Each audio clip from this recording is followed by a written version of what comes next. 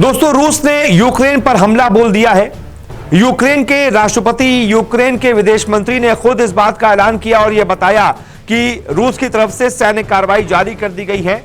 और वहां के राष्ट्रपति ने तो भावुक अपील भी की और पूछा कि क्या वाकई रूस युद्ध चाहता है, क्योंकि इसमें बहुत सारे बेकसूरों की जान जाएगी। लेकिन रूस की तरफ से सैन्य कार्रवाई के आदेश जारी हो चुके हैं और इस वक्त युद्ध जारी है। अब ऐसे में बड़ा सवाल यह है कि युद्ध जो यूक्रेन और रूस के बीच हो रहा है, भारत पर उसका असर क्या होगा, क्योंकि वैश्विक असर होना इसका स्वाभाविक है। इस वजह से यह जानना बहुत जरूरी है कि इस हमले का, इस युद्ध का भारत पर असर क्या क्या हो सकता है। तो 5 पॉइंट में आपको समझाता हूं कि भारत पर इसका क्या असर होगा। कच्चे तेल की कीमतों का दिखेगा प्रभाव। रूस और यूक्रेन के बीच संघर्ष का असर कच्चे तेल की कीमतों पर भी देखने को मिल रहा है। रूस यूरोप में नेचुरल गैस का करीब 1/3 प्रोडक्शन करता है। वैश्विक तेल उत्पादन में भी रूस की हिस्सेदारी करीब 10% है।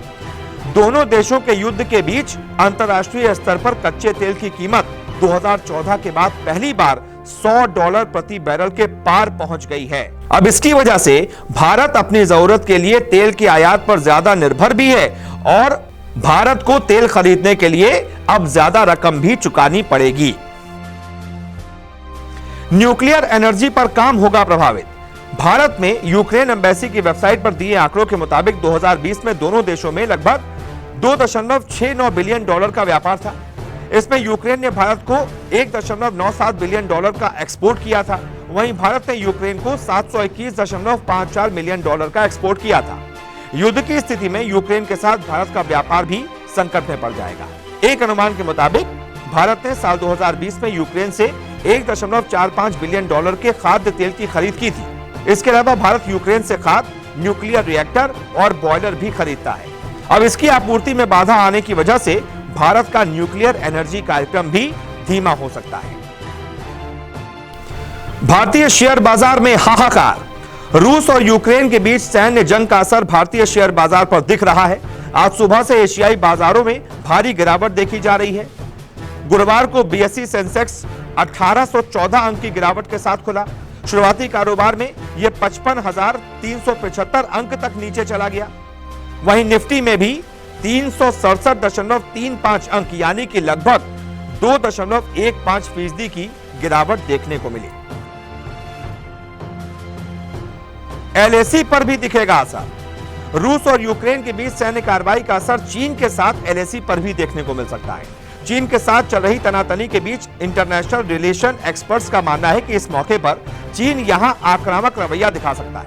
चूंकि अमेरिका का पूरा ध्यान अभी रूस पर होगा, तो चीन को इधर मौका मिल सकता है। ऐसे में संभव है कि ओलंपिक के बाद चीन एलएसी पर कुछ आक्रामक हरकतें करे। यूक्रेन में रह रहे भारतीय लोगों के लिए मुश्किल। यूक्रेन के अलग अलग हिस्सों में भारत के करीब 20,000 से ज्यादा लोग और छात्र रह रहे हैं। देश से कई छात्र यूक्रेन में मेडिकल की पढ़ाई के लिए जाते हैं। युद्ध की स्थिति में इन लोगों की सुरक्षा बहुत अहम मुद्दा है। भारत ने 22 फरवरी को ही अपने नागरिकों और छात्रों को यूक्रेन छोड़ने के लिए कहा था।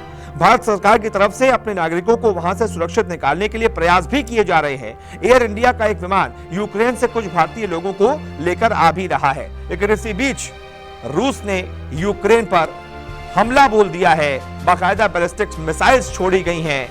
लगभग कई 100 लोगों की जानें भी अभी तक जा चुकी हैं। ऐसे में दुआ यही करनी होगी कि अब इससे ज्यादा और वहां पर नुकसान ना हो और जितने भी भारतीय वहां पर हैं, जितने भी आम लोग हैं, वो सुरक्षित रहें, बेकसूरों की जान इस युद्ध में ना जाए। तो ये 5 बड़े कारण हैं, ये 5 बड़ी वजह हैं, 5 बड़े मुद्दे हैं जिन पर इस युद्ध का असर हो सकता है, जो सीधे भारत से जुड़े हुए हैं।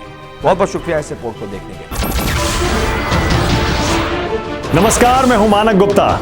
अगर आपको हमारा ये वीडियो पसंद आया हो तो इसे लाइक और शेयर जरूर करें और हां, हमें सब्सक्राइब और फॉलो करना ना भूलें ताकि आप देश और दुनिया की कोई खबर मिस ना करें। तो जुड़े रहिए हमारे साथ और देखते रहिए न्यूज़ 24।